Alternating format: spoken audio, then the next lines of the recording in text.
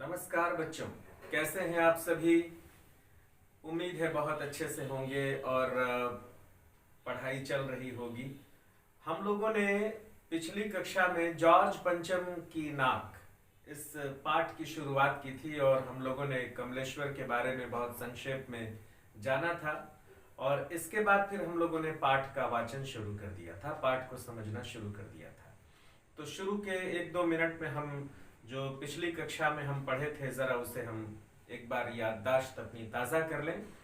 बच्चों, हमने पढ़ा था कि महारानी एलिजाबेथ जो है वो इंग्लैंड से भारत आने वाली हैं और वो आने वाली हैं ये सुनकर भारत में तहलका मचा हुआ है और भारत के जो अखबार हैं वो महारानी के जीवन से जुड़ी हुई तमाम बातों को अपने पन्नों पर छाप रहे हैं और उनके दर्जी, उनके खानसा में उनके अंगरक्षक, उनके सिपाही, यहाँ तक कि महल के जो कुत्ते हैं उनकी भी तस्वीरें अखबार में छप रही हैं और महारानी कब क्या कर रही हैं ये बहुत चटखारे के साथ ये खबरें जो है वो अखबारों में छप रही हैं और लोगों को इसमें बहुत मज़ा आ रहा है, अखबार काफ़ी बिक रहे हैं। फिर हमने देखा कि महारानी जो है वो भारत आ रही हैं तो बहुत महंगा कपड़ा पहन करके आ रही हैं। महारानी जो है वो भारत, नेपाल और बांग्लादेश, इन सभी जो पूर्व उपनिवेश रहे हैं ब्रिटेन के, उन जगहों पर जाने वाली हैं, एक तूफानी दौरा करने वाली हैं। इससे पहले महारानी का सेक्रेटरी जो है वो भारत आकर के और जा चुका है। तो इस तरह से अखबार जो है वो इंग्लैंड में छपने वाली अखबारों की कतरनों से भारतीय अखबार जो है वो अटे पड़े हैं और खूब चटखारे लेकर के और खूब आनंद लेकर के, मजा लेकर के अखबार जो है इन खबरों को छाप रहे हैं क्योंकि उनके अखबार काफी बिक रहे हैं। दूसरा पहलू हमने ये देखा कि जो भारतीय जनता है उसने चूंकि आजादी की बहुत बड़ी कीमत चुकाई है, इसलिए उसकी नजरों में रानी का आना बेहद महत्वपूर्ण नहीं है। वह किसी भी कीमत पर अपने देश की प्रतिष्ठा के सामने किसी दूसरे देश के व्यक्ति को बहुत ज्यादा सम्मान देना नहीं चाहती है। भारत की जनता यह चाहती है कि जिसे भी आना हो आए, गरिमामय ढंग से आए और जाए, इसमें कोई बात नहीं है, लेकिन उसे बहुत महिमा मंडित करना भारत की जनता नहीं चाहती है। फिर हमने देखा कि दिल्ली की जो है सड़कें जवान हो गई हैं, इमारतों ने नाज़रीनों की तरह श्रृंगार कर लिया है, सारी गंदगी हटा दी गई है, सड़कें चमचमाने लगी हैं, लेकिन कहीं न कहीं एक विरोध जो है जनता का हमें दिखाई दे रहा है, जिसे हम कह रहे हैं कि जॉर्ज पंचम की नाक कट गई है। वास्तव में यहाँ पे जॉर्ज पंचम एक प्रतीक है बच्चों, यहाँ पर कोई मूर्ति और इस तरह की कोई बात है नहीं। वास्तव में हम जिसे मूर्ति, जॉर्ज पंचम की मूर्ति और उसकी नाक जो हम मान रहे हैं वो जॉर्ज पंचम, या आप कहिए कि संपूर्ण ब्रिटेन की इज्जत है, या जॉर्ज पंचम की ही इज्जत कहिए, क्योंकि ऐसा नहीं है कि भारतीय जनता जो है वो ब्रिटेन की जनता से नाराज है। ये और जॉर्ज पंचम से भी नाराजगी की बात नहीं है। बात यह है कि ठीक है, आप हमारे देश आ रहे हैं तो एक मेहमान की तरह आइए, हम आपका स्वागत गुलामों की तरह करने के लिए तैयार नहीं है, क्योंकि अब हम एक आजाद देश के निवासी हैं और आप हम पर शासन करते थे, ये बीते दिनों की बात हो गई और हमने उस आजादी की बहुत बड़ी कीमत चुकाई है। हमने आपको यहाँ से जाने के लिए मजबूर कर दिया, हम कहीं भी आपके सामने घुटने टेकने के लिए तैयार नहीं थे, इसलिए मामला बराबरी का है। फिर हम गुलामों की तरह और उपनिवेश की तरह हाथ जोड़े आपके सामने खड़े नहीं हो सकते, यह कहना था भारतीय जनता का। और यही मामला है नाक का कि भारतीय जनता जो है, और उसमें भी ऐसी जनता जो अपनी आजादी से, अपने आत्म स्वाभिमान से, अपने देश की इज्जत से बहुत स्नेह करती है, वह जनता किसी भी सूरत में ब्रिटेन के राजघराने के लोगों की इज्जत करना नहीं चाहती है। इसलिए ऐसा कहा गया है कि जॉर्ज पंचम की नाक कट गई है। और जो भारतीय प्रशासनिक वर्ग है उसके लिए ये एक बहुत गंभीर चुनौती हो गई है कि रानी आएंगी और भारत की जनता अगर उन्हें सम्मान नहीं देगी तो बहुत किरकिरी होगी, बहुत बदनामी होगी। इसलिए किसी भी कीमत पर भारत का जो प्रशासनिक तंत्र है वह महारानी की इज्जत करवाना चाहता है। तो बच्चों इस तरह से हम देख रहे हैं कि ठना हुआ है, भारत की जनता और भारतीय प्रशासनिक तंत्र में बात ठना हुआ है, बात ठन गई है। और फिर हम यहाँ पर अपनी बातचीत को छोड़े थे कि नई दिल्ली में सब कुछ था, नाक नहीं थी। और हमने इस पर बात भी किया था कि नई दिल्ली में सब कुछ था, नाक नहीं थी। इसका तात्पर्य ये था कि न तो नई दिल्ली के प्रशासनिक तंत्र की नाक थी और नहीं जो भारत जो लोग आ रहे हैं उनकी नाक थी, और भारतीय जनता के नाक की बात तो थी ही। भारतीय जनता जो थी वो न तो आने वाले मेहमान की इज्जत करना चाहती थी और नहीं प्रशासनिक तंत्र को इसकी अनुमति देना चाहती थी, और प्रशासनिक तंत्र ने भारतीय जनता की प्रतिष्ठा को भी कहीं का नहीं छोड़ा था। इसलिए एक तरह से भारतीय जनता की भी नाक की बात है, प्रतिष्ठा की बात है। तो नई दिल्ली में सब कुछ है, नाक नहीं है, और ये सारा रगड़ा झगड़ा जो है वो नाक का है। तो अब आइए आगे पढ़ते हैं कि इसमें क्या कुछ हुआ। पृष्ठ क्रमांक 11 और पहला, दूसरा, तीसरा पैराग्राफ हो चुका है। चौथा पैराग्राफ से मैं शुरू करने जा रहा हूं। पढ़िए, सुनिए, पढ़ूंगा तो मैं, वो क्लास की आदत पड़ी हुई है ना, जरा पढ़िए, तो इसलिए मैंने ऐसा कह दिया। इस नाक की भी एक लंबी दास्तान है। किस नाक की एक लंबी दास्तान? दास्तान मतलब होता है कहानी। इस नाक की, जॉर्ज पंचम के नाक की एक कहानी है। वह क्या कहानी है इसे सुनिए। इस नाक की भी एक लंबी दास्तान है। इस नाक के लिए बड़े तहलके मचे थे किसी वक्त। इस नाक के लिए बड़े तहलके मचे थे किसी वक्त। आंदोलन हुए थे, राजनीतिक पार्टियों ने प्रस्ताव पास किए थे, चंदा जमा किया था, कुछ नेताओं ने भाषण भी दिए थे, गर्मा गर्म बहसें भी हुई थीं, अखबारों के पन्ने रंग गए थे। बहस इस बात पर थी कि जॉर्ज पंचम की नाक रहने दी जाए या हटा दी जाए। और जैसा कि हर राजनीतिक आंदोलन में होता है, कुछ पक्ष में थे, कुछ विपक्ष में, और ज्यादातर लोग खामोश थे। खामोश रहने वालों की ताकत दोनों तरफ थी। अब देखिए, इस नाक की एक लंबी दास्तान है। किसी वक्त आंदोलन हुए थे, मतलब क्या कि इसी नाक के लिए आजादी की लड़ाई लड़ी गई। इसी नाक के लिए धरने और प्रदर्शन हुए। इसी नाक को प्राप्त करने के लिए, मतलब कि यहां सभी की नाक की बात हो रही है। देखिए, भारतीय जो आंदोलन कर रहे थे वो अपनी नाक बचाने की, अपनी स्वतंत्रता बचाने के लिए आंदोलन कर रहे थे। अंग्रेजों के खिलाफ आंदोलन कर रहे थे कि उनकी नाक हम किसी भी तरह से उन्हें परास्त करें, अंग्रेजों को यहां से भगाएं, और उन्हें यहां से भगाएं तो उनकी नाक कट रही है। ठीक है, तो ये जो सारे आंदोलन हो रहे हैं भारत की आजादी की लड़ाई की, इसमें नाक यानी कि प्रतिष्ठा बहुत बड़ी बात है। तो वही लेखक लिख रहे हैं कि इसी नाक के लिए कभी धरने हुए, आंदोलन हुए, शहादतें दी गईं, रैलियां निकाली गईं, और ये बहुत बड़ा मसला था कि नाक लगी रहनी दी जाए कि नाक हटा दी जाए। ये एक बहुत बड़ी बात है बच्चों। क्या हुआ, जब भारत देश आजाद हुआ तो ये हुआ कि आजादी के बाद, बहुत ध्यान से सुनिएगा इस बात को, नाक रहने दी जाए कि लगा दी जाए, मतलब ब्रिटेन से नाता तोड़ लिया जाए कि ब्रिटेन से नाता रखा जाए। ये दो सवाल थे आजादी के बाद भी।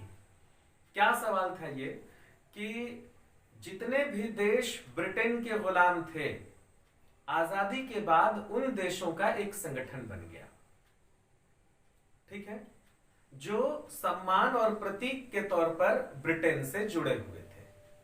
ठीक है, तो इन देशों का जो संगठन है उन्हें ही कहा गया कि नाक रहने दी जाए कि नाक हटा दी जाए, मतलब ब्रिटेन से संबंध कायम रखा जाए या ब्रिटेन से संबंध तोड़ लिया जाए। समझ रहे हैं आप? आजादी के बाद ब्रिटेन से संबंध रखा जाए या ब्रिटेन से संबंध तोड़ लिया जाए। खूब सारे आंदोलन हुए, देश आजाद हुआ, है ना। तो सवाल ये उठा कि नाक लगे रहने दी जाए या नाक काट ली जाए, मतलब कि ब्रिटेन की इज्जत की जाए, ब्रिटेन से संबंध रखा जाए, ब्रिटेन को उसी तरह सम्मान दिया जाए या न दिया जाए, क्योंकि अब तो हम आजाद थे। तो लेखक लिखते हैं कि ज्यादातर लोग, कुछ लोग नाक रहने दिए जाने के पक्ष में थे, कुछ लोग नाक काट लिए जाने के पक्ष में थे। अर्थात कुछ लोगों का कहना यह था कि प्रतीकात्मक तौर पर ब्रिटेन को सम्मान दिया जाए, कुछ कहते थे कि नहीं, ब्रिटेन से एकदम संबंध तोड़ लिया जाए, और कुछ लोग खामोश थे। तो जो लोग खामोश थे उनकी ताकत दोनों ओर थी, क्योंकि वो किसी और नहीं थे, तो न तो इसे ताकत देते थे न इसे ताकत देते थे, वे खामोश थे, इसलिए दोनों तरफ को बराबर कर देते थे, बैलेंस करके छोड़ दिया करते थे। तो इसीलिए लेखक लिखता है कि खामोश रहने वालों की ताकत जो लोग नाक लगे रहने देना चाहते थे उनकी ओर भी थी, और जो लोग नाक नहीं लगे रहने देना चाहते थे उनकी ओर भी थी। तो इस तरह से बच्चों, आजादी के बाद ये एक बहुत गर्मा गर्म बहस का दौर चल रहा था कि ब्रिटेन से संबंध रखा जाए या नहीं रखा जाए। इसी बात की चर्चा इस पैराग्राफ में लेखक करते हैं। तो बच्चों, यहां तक आपने समझ लिया। अब मैं अगला पैराग्राफ पढ़ता हूं। यह आंदोलन चल रहा था, जॉर्ज पंचम की नाक के लिए हथियारबंद पहरेदार तैनात कर दिए गए थे। क्या मजाल कि कोई उनकी नाक तक पहुंच जाए। हिंदुस्तान में जगह जगह ऐसी नाकें खड़ी थीं, और जिन तक लोगों के हाथ पहुंच गए उन्हें शानो शौकत के साथ उतार कर अजायब घरों में पहुंचा दिया गया। कहीं कहीं तो शाही लाटों की नाकों के लिए गुरिल्ला युद्ध होता रहा। तो जैसा कि हम लोगों ने बात की कि कुछ लोग इस पक्ष में थे कि ब्रिटेन से संबंध रखा जाए, कुछ लोग कह रहे थे कि नहीं रखा जाए। इसी बीच कई जगहों पर आंदोलन होते हैं, आंदोलनों का दौर चल रहा है। कहीं पर ब्रिटेन से संबंध तोड़ लेने की बात है, कहीं पर उसे कायम रखने की बात है, बहुत उथल पुथल मचा हुआ है। तो कहीं नाक कट गई, यानी कहीं संबंध खत्म है और कहीं नहीं है, और पूरे देश में एक कोहराम मचा हुआ है इस बात को लेकर के। ठीक है, और ये जो कहानी है ये उसी समय की बात है। उसी जमाने में यह हादसा हुआ। इंडिया गेट के सामने वाली जॉर्ज पंचम की लाट की नाक एकाएक गायब हो गई। क्या हुआ कि उसी जमाने में यह हादसा हुआ कि इंडिया गेट के सामने वाली जॉर्ज पंचम की लाट की नाक एकाएक गायब हो गई। इंडिया गेट के सामने जॉर्ज पंचम की लाट है, लाट मतलब होता है मूर्ति, उसकी नाक अचानक गायब हो गई। हथियारबंद पहरेदार अपनी जगह तैनात रहे, गश्त लगती रही और लाट की नाक चली गई। तो बच्चों, इस प्रतीक को समझिए। नाक कटने का मतलब ये नहीं है कि कुछ लोग मूर्ति के पास आए और मूर्ति का नाक तोड़ दिए। हथियारबंद पहरेदार जो है वो गश्ती कर रहे हैं, लेकिन लाट की नाक टूट गई, ऐसी बात नहीं है। इसके प्रतीक को समझिए। प्रतीक का मतलब यह है कि पहरेदार लगे रहे, गश्त चलती रही, लेकिन फिर भी नाक कट गई। इसका मतलब क्या हुआ? इसका मतलब यह हुआ कि तमाम जोर जबरदस्तियां जनता के साथ होती रही।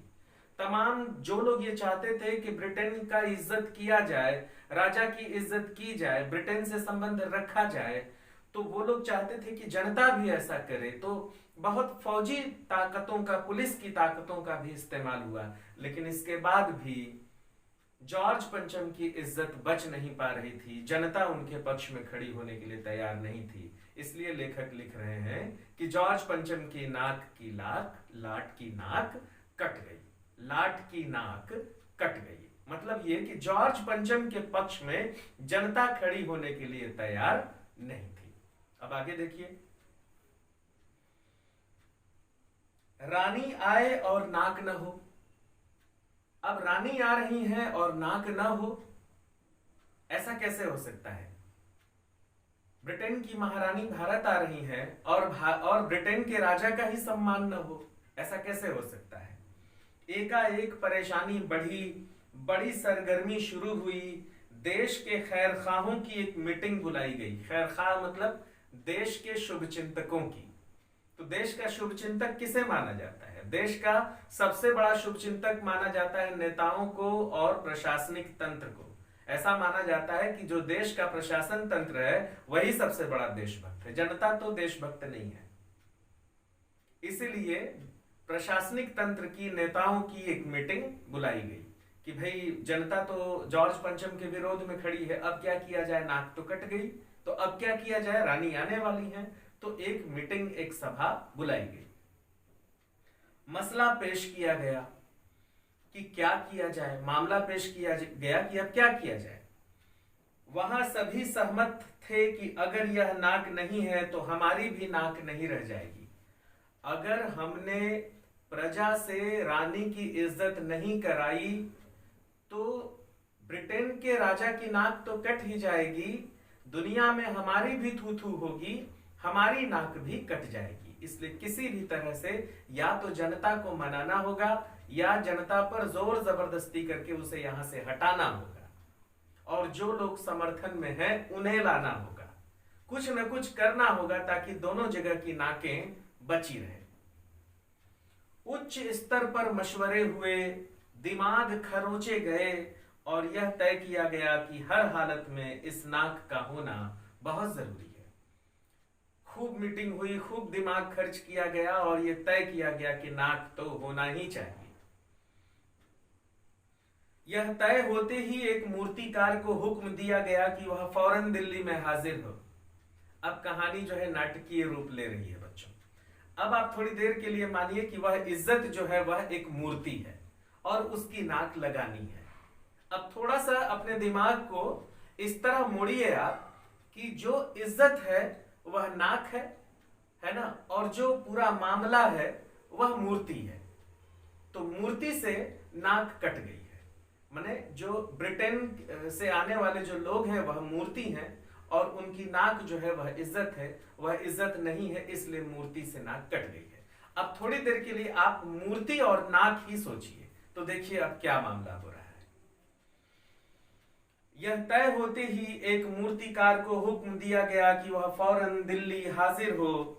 मूर्तिकार यूं तो कलाकार था पर जरा पैसे से लाचार था।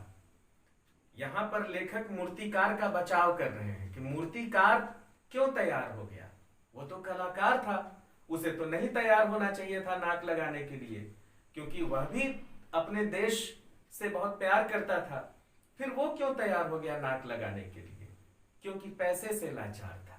प्रश्न उठ सकता है कि मूर्तिकार यूं तो कलाकार था लेकिन पैसे से लाचार था,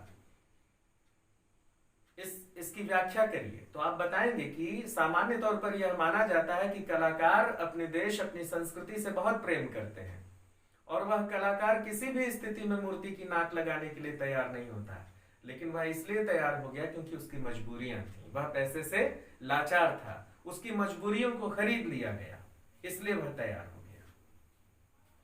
मूर्तिकार, यहां पर लेखक जो है वो कलाकारों का बचाव कर रहे हैं कि कलाकार ऐसा नहीं कर सकते, जनता के पक्ष में होते हैं कलाकार, लेकिन यह कलाकार मूर्ति की नाक लगाने के लिए इसलिए तैयार हो गया क्योंकि वह पैसे से लाचार था। मूर्तिकार यूं तो कलाकार था पर जरा पैसे से लाचार था। आते ही उसने हुक्कामों के चेहरे देखे, हुक्काम मतलब यही प्रशासनिक तंत्र के लोग। आते ही उसने हुक्कामों के चेहरे देखे, अजीब परेशानी थी उन चेहरों पर, कुछ लटके, कुछ उदास और कुछ बदहवास थे। उनकी हालत देखकर लाचार कलाकार की आंखों में आंसू आ गए। तभी एक आवाज सुनाई दी, मूर्तिकार, जॉर्ज पंचम की नाक लगानी है। तो मीटिंग हो रही थी प्रशासनिक तंत्र के लोगों की। कलाकार को बुलाया गया कि भाई मूर्ति है जॉर्ज पंचम की, उसकी नाक कट गई है, तुमको उसकी नाक लगानी है। तो कलाकार आया, उसने देखा कि सब लोग, जितने प्रशासनिक तंत्र के लोग उस मीटिंग में बैठे हुए हैं, सारे लोगों के चेहरे उदास हैं, किसी का चेहरा लटका हुआ है, कुछ लोग बदहवास हैं। बदहवास का मतलब क्या होता है बच्चों? बदहवास मतलब होता है बहुत बेचैन होना। कुछ लोग बेचैन थे, डरे हुए थे कि क्या किया जाए, अब रानी आ रही है और नाक कट गया है। उसी में से जो उनका बॉस था, जो उनका सबसे बड़ा लीडर था, प्रशासनिक तंत्र का सबसे बड़ा लीडर कौन होता है? तो वही था। और वो बोला, मूर्तिकार, तुम्हें जॉर्ज पंचम की लाट की नाक लगानी है। मूर्तिकार ने सुना और जवाब दिया। क्या जवाब दिया मूर्तिकार ने? मूर्तिकार ने सुना और जवाब दिया, नाक लग जाएगी, पर मुझे यह मालूम होना चाहिए कि यह लाट कब और कहां बनी थी। इस लाट के लिए पत्थर कहां से लाया गया था? मतलब कि ये जो लाट है ये है कैसा? ये जो जॉर्ज पंचम है, अब इसका प्रतीक समझिए कि ये जॉर्ज पंचम किस मिट्टी का बना हुआ है। ये है क्या जो इतना क्रूर है, जो दूसरे देशों पर शासन कर रहा है? आखिर ये है क्या? तो अगर हम इसे मूर्ति मानते हैं तो अब मूर्ति के रूप में देखिए कि आखिर ये मूर्ति है कैसी, ये कहां बनी है, इसका पत्थर किस क्वालिटी का है, क्योंकि उसी क्वालिटी का नाक इसको लगाया जाएगा। तो अब मूर्तिकार जो है अपने सवाल करना शुरू किया। इस लाट के लिए पत्थर कहां से लाया गया था? सब हुक्कामों ने एक दूसरे की तरफ ताका। सब एक दूसरे का मुंह ताकने लगे। आए, ये कैसा सवाल कर दिया, ये सब तो हम लोग जानते ही नहीं है। वास्तव में प्रशासनिक तंत्र के लोग जो है ना, वो बहुत ज्यादा जानते वानते नहीं है, बस चलता है सब कुछ। आगे लेखक यही लिख रहा है कि बस चल रहा है सब कुछ, किसी भी एक भरोसे पर चल रहा है सब कुछ। कैसे चल रहा है उन्हें खुद भी नहीं मालूम है। तो लिखते हैं कि सब हुक्कामों ने एक दूसरे की तरफ ताका। एक की नजर ने दूसरे से कहा कि ये बताने की जिम्मेदारी तो तुम्हारी है। एक ने कहा कि तुम बताओ कहां कौन सा पत्थर है, तो दूसरे ने कहा अरे ये तो आपकी जिम्मेदारी है बताना। दूसरे ने तीसरे को कहा, उसकी तरफ देखा, भाई तुम बताओ, तुमको मालूम हो तो। किसी को मालूम नहीं था कि ये क्या है, क्यों है, कहां बना है, किस पत्थर का बना है, ये जॉर्ज पंचम है क्या, किसी को नहीं मालूम था। खैर मसला हल हुआ। खैर किसी भी तरह से मसला हल हुआ। एक क्लर्क को फोन किया गया और इस बात की पूरी छानबीन करने का काम सौंप दिया गया। देखिए कितना बारीक विश्लेषण करते हैं कमलेश्वर। कमलेश्वर जरूर ऑफिसों के बारे में जानते होंगे कि ऑफिस में क्या होता है। बड़े अधिकारी से जब कोई सवाल करो, उसको तो कुछ आता नहीं है, तो वो अपने बाबू को बोलता है, ये तुम्हारा काम है जी, खोज के ये इंफॉर्मेशन लेकर के आओ, मुझे बताना है। तो बाबू जो है वो किसी भी तरह से बेचारा सुबह शाम दोपहर रात करके फाइल वाइल निकालता है, उसको भी खुद कुछ नहीं मालूम होता। तो ये है, इतनी जबरदस्त बारीकी से कमलेश्वर ने विश्लेषण किया। मैंने कहा था ना आपसे कि कमलेश्वर की एक एक लाइन पढ़िएगा, गागर में सागर समाया हुआ है। एक पंक्ति के अर्थ को पर अगर बात की जाए ना, ये पूरी एक पंक्ति है ना, दफ्तरों में जो काम करने की प्रक्रिया है उस पर एक करारा सवाल है। ऐसा ही होता है, बता रहे हैं कमलेश्वर। हाँ, खैर मसला हल हुआ। एक क्लर्क को फोन किया गया और इस बात की पूरी छानबीन करने का काम सौंप दिया गया। पुरातत्व विभाग की फाइलों के पेट चीरे गए। पुरातत्व विभाग क्या होता है? पुरातत्व विभाग पुरातत्व का मतलब होता है जो विभाग देश के धरोहर हैं, बड़े बड़े बिल्डिंग है, पुराने महल हैं। धरोहर मतलब समझ रहे हैं ना आप, जहां हम जिन्हें देखने जाते हैं, जो किले हैं, है ना, टेम्पल हैं, जो मूर्तियां हैं, प्राचीन चीजें हैं जिन्हें हम देखने जाते हैं, ऐतिहासिक चीजों को देखने जाते हैं, धरोहरों को देखने जाते हैं, उसकी देखभाल एक विशेष विभाग करता है, उसको कहते हैं पुरातत्व विभाग। तो जॉर्ज पंचम की लॉट चूंकि पुरानी है तो उसकी भी देखभाल की जिम्मेदारी पुरातत्व विभाग की है। तो पुरातत्व विभाग के फाइलों के पेट चीरे गए, मतलब फाइल खोजे गए कि आखिर ये पत्थर कहां का है। पुरातत्व विभाग की फाइलों के पेट चीरे गए पर कुछ भी पता नहीं चला। क्लर्क ने लौटकर कमेटी के सामने कांपते हुए बयान दिया। अब बेचारा क्लर्क जो है उसकी हालत खराब है कि साहब लोगों को कैसे बताऊं कि किसी भी फाइल में इसका जिक्र नहीं है। तो फिर भी उसे बताना तो था, तो कांपते हुए वह बताया। क्या बताया? सर मेरी खता माफ हो। खता माफ मतलब गुस्ताखी, मैंने जो गलती की है उससे माफी कर दीजिए। मेरी खता माफ हो, फाइलें सब कुछ हजम कर चुकी हैं। बहुत बड़ा व्यंग्य है बच्चों। फाइलें सब कुछ हजम कर चुकी हैं। ये इतना बड़ा व्यंग्य है भारतीय प्रशासनिक व्यवस्था पर, जिसके आसपास कोई व्यंग्य नहीं ठहरता। क्या कहना चाह रहा है लेखक? कहना चाह रहा है कि यह जो भारतीय प्रशासनिक तंत्र है उसमें चीजें फाइलों में बंद हो जाती हैं। आप कोई एक आवेदन दे के आइए, वो आवेदन फाइल में बंद हो जाएगा। अब फाइल गई, अब वो गया फाइल में। अब आप घूमते टहलते रहिए, आपने आवेदन दिया था, फिर एक आवेदन दे के आइए, एक एप्लीकेशन दे के आइए कि मेरा फला काम है सर, उस काम को करवा दीजिए, आप ही का विभाग ये काम करता है। तो सर कहेंगे कि हाँ हाँ हाँ बिल्कुल हो जाएगा, और उसके बाद वो फाइल लेटर चला गया फाइल में।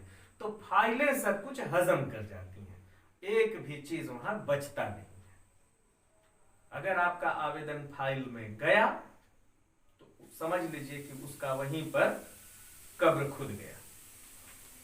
फाइलें सब कुछ हजम कर चुकी हैं, हुक्कामों के चेहरे पर उदासी के बादल छा गए। बड़े बड़े अधिकारी फिर उदास हो गए कि ओह अब क्या होगा। एक खास कमेटी बनाई गई और उसके जिम्मे यह काम दे दिया गया कि जैसे भी हो यह काम होना है और इस नाक का दारोमदार आप पर है। तो जैसा हमेशा होता है, कमेटी बना दी जाती है, जांच कमेटी है ना, फलाना कमेटी, निर्माण कमेटी, आयोजन कमेटी। तो उसी तरह एक कमेटी बना दी गई कि ये जो नाक का मसला है इस कमेटी को दिया जाता है। यह कमेटी अब व्यवस्था करेगी कि नाक कैसे लगे। आखिर मूर्तिकार को फिर बुलाया गया। अब मूर्तिकार पूछा था कि भाई कौन सा पत्थर है, तो कोई बता ही नहीं पाया, तो मूर्तिकार चला गया। अब जब कमेटी बना दी गई तो कमेटी के लोगों ने फिर से मूर्तिकार को बुलाया। आखिर मूर्तिकार को फिर से बुलाया गया, उसने मसला हल कर दिया। चुटकियों में उसने सॉल्यूशन बता दिया। क्या सॉल्यूशन बताया? वह बोला पत्थर की किस्म का ठीक पता नहीं चला तो परेशान मत होइए, मैं हिंदुस्तान के हर पहाड़ पर जाऊंगा और ऐसा ही पत्थर खोज के निकाल दूंगा। थोड़ा मेहनत लगेगा। वो भी कम चालाक नहीं था मूर्तिकार। बोला अरे काहे परेशान होते हैं, मैं मूर्ति में से पत्थर का एक टुकड़ा ले लूंगा और हिंदुस्तान के सभी पहाड़ों में जाके खोजूंगा। हिंदुस्तान में जितने पहाड़ हैं, नदी, पहाड़, नाले, जहां पत्थर मिलते हैं हर जगह हर पत्थर पे जाऊंगा और मिलाऊंगा कि यह पत्थर किस पत्थर से मिल रहा है। और उसके बाद इतना करूंगा तो पत्थर तो मिल ही जाएगा। तो उस पत्थर की नाक बना करके मैं जॉर्ज पंचम को लगा दूंगा। बाप रे, जॉर्ज पंचम अजीब पत्थर है, मिल ही नहीं रहा है। कहा पत्थर की किस्म का ठीक पता नहीं चला तो परेशान मत होइए, मैं हिंदुस्तान के हर पहाड़ पर जाऊंगा और ऐसा ही पत्थर खोज कर लाऊंगा। कमेटी के सदस्यों की जान में जान आई। अब कमेटी के जो अधिकारी लोग थे वो कहे हाँ वाह वाह वाह वाह वाह वाह चित्र वाह रे मूर्तिकार महोदय आप बहुत अच्छे हैं। सभापति ने चलते चलते गर्व से कहा, और जो उस कमेटी का जो सबसे बड़ा अधिकारी था सभापति, वह बहुत गौरवान्वित होकर प्राउड से बोला। क्या बोला? ऐसी क्या चीज है जो हिंदुस्तान में मिलती नहीं? हर चीज इस देश के गर्भ में छिपी है। जरूरत खोज करने की है, खोज करने के लिए मेहनत करनी होगी और इस मेहनत का फल हमें मिलेगा। आने वाला जमाना खुशहाल होगा। भाषण दे दिए सभापति लोगों। अब इस पंक्ति से कमलेश्वर क्या कहते हैं? ये बताना चाहते हैं कि सभापतियों को भाषण देने के अलावा और कुछ नहीं आता। तो ये एक सभापति है, अपनी कमेटी का सबसे प्रमुख मेंबर है, भाषण दिया। हिंदुस्तान में ऐसी कौन सी चीज है जो नहीं मिलती? ये पत्थर कहाँ का है? इससे भी खतरनाक खतरनाक पत्थर हमारे हिंदुस्तान में मिल जाएंगे। ठीक ही कह रहा था कि पत्थरों की कमी नहीं है, हमारे यहाँ एक से एक पत्थर है। अपने अगल बगल खोज लो, पत्थर ही पत्थर है। यह छोटा सा भाषण फौरन अखबारों में छप गया। सभापति जी भाषण दिए और देखो अखबारों की भी क्या माने बगिया उखेड़ रहे हैं कमलेश्वर। पहले तो उस मामले में छीछा लेदर की है अखबार वालों की कि कुछ भी छाप देते हैं, और यहां पर सभापति महोदय एक घटिया सा भाषण देते हैं और वह घटिया सा भाषण भी अगले दिन अखबारों में छप जाता है। ठीक, मूर्तिकार हिंदुस्तान के पहाड़ी क्षेत्र, अब मूर्तिकार का काम शुरू हुआ, मूर्तिकार का काम अब वो खोजना शुरू कर रहा है कि ये पत्थर आखिर में है कैसा। मूर्तिकार हिंदुस्तान के पहाड़ी प्रदेशों और पत्थरों की खानों के दौरे पर निकल पड़ा। अब पत्थर खोजने वो निकल पड़ा है। कुछ दिन बाद वह हताश होकर लौटा। नहीं मिला जॉर्ज पंचम की क्वालिटी का पत्थर भारत में। एक अजीब क्वालिटी का पत्थर था जॉर्ज पंचम। कुछ दिन बाद वह हताश होकर लौटा।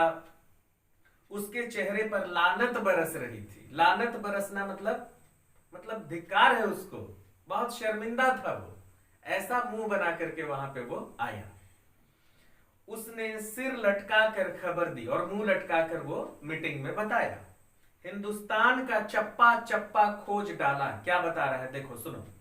हिंदुस्तान का चप्पा चप्पा खोज डाला पर इस किस्म का पत्थर कहीं नहीं मिला। यह पत्थर विदेशी है। देखे कमलेश्वर की ताकत।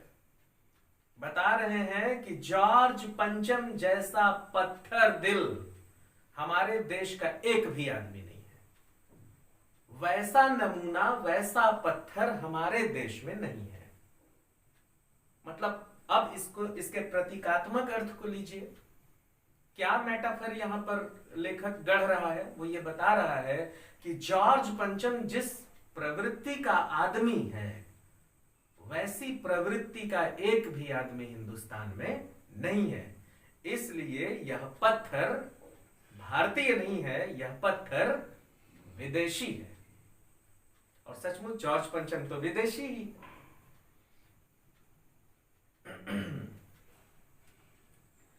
सभापति ने तैश में आकर, अभी जो भाषण दिए थे थोड़े दिन पहले, अब उनको बहुत गुस्सा आया।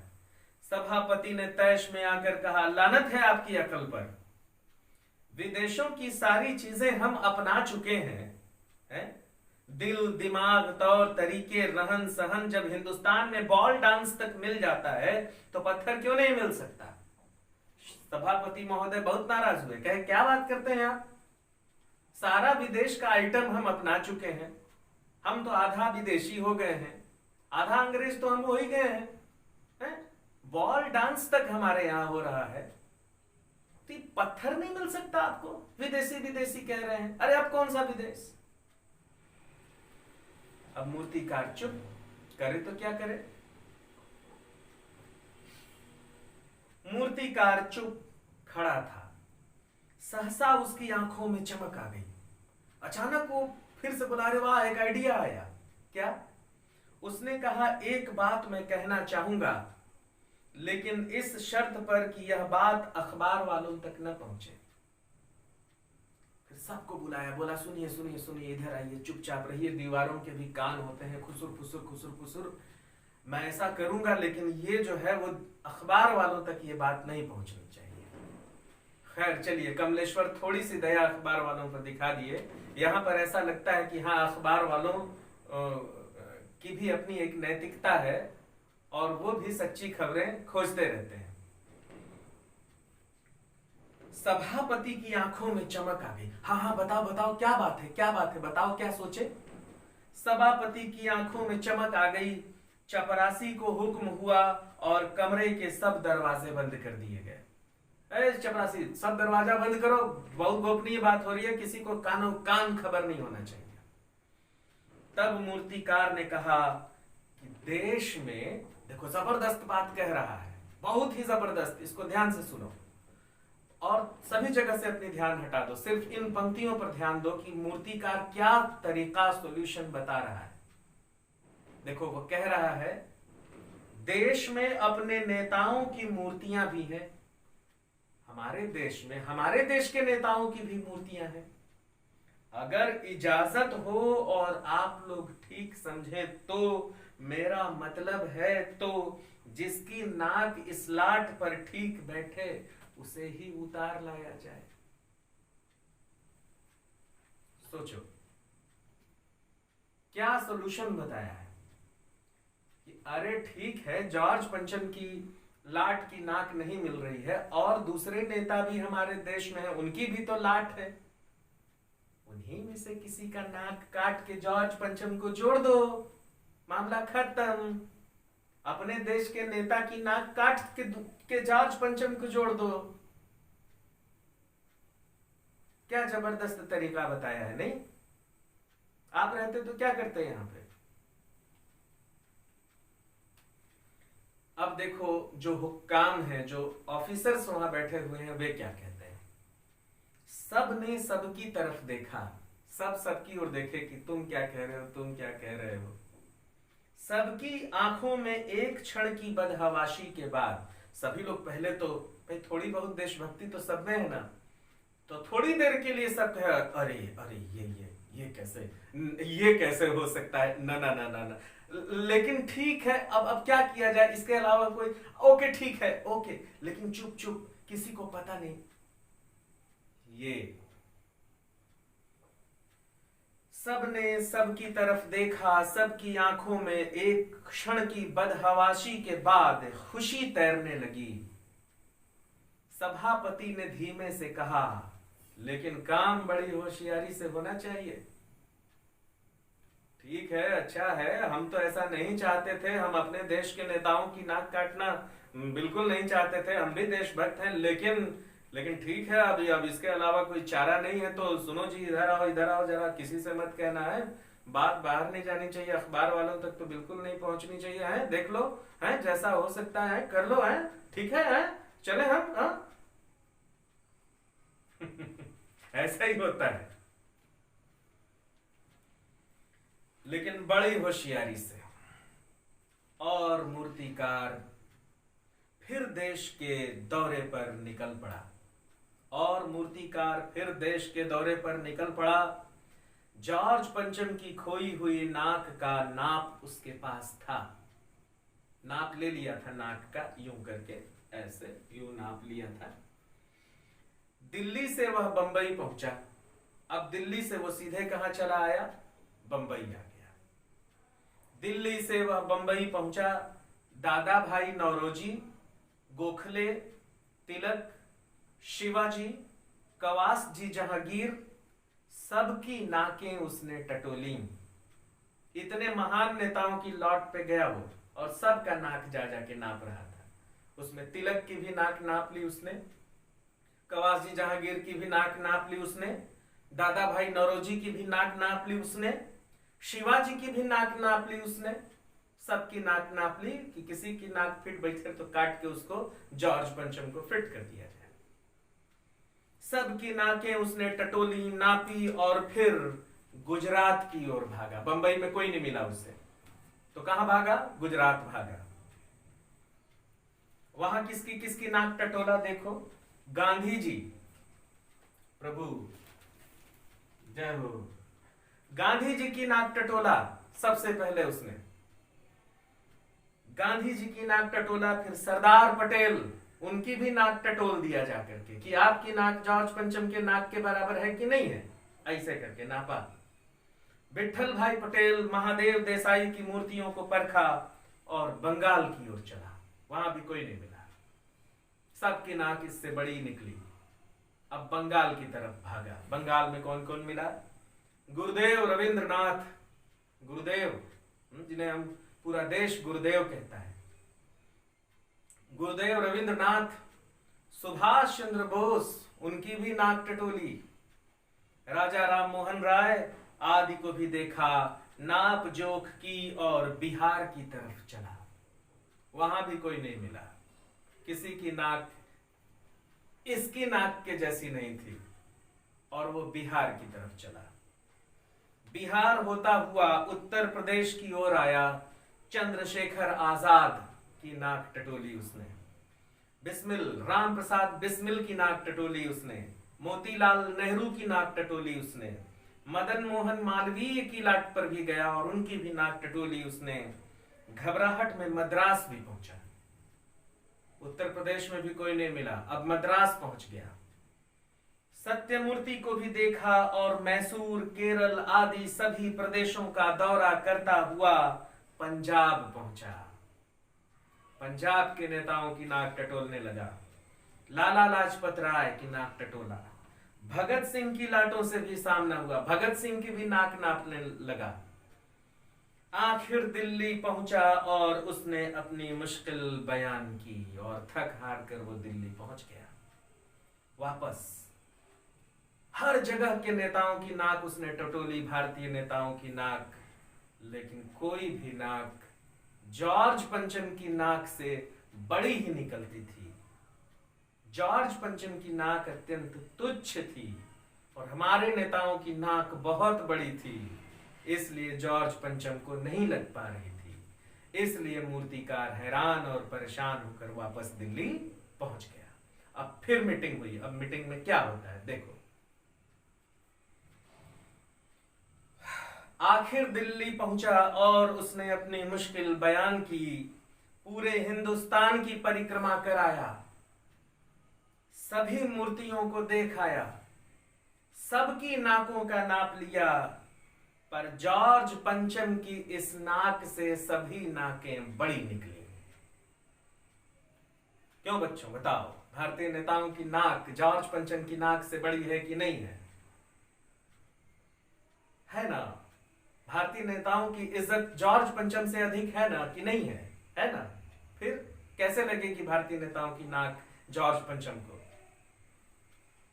सुनकर सब हताश हो गए और झुंझलाने लगे, एक दूसरे पर गुस्साने लगे, झुंझलाने लगे भारतीय अधिकारीगण।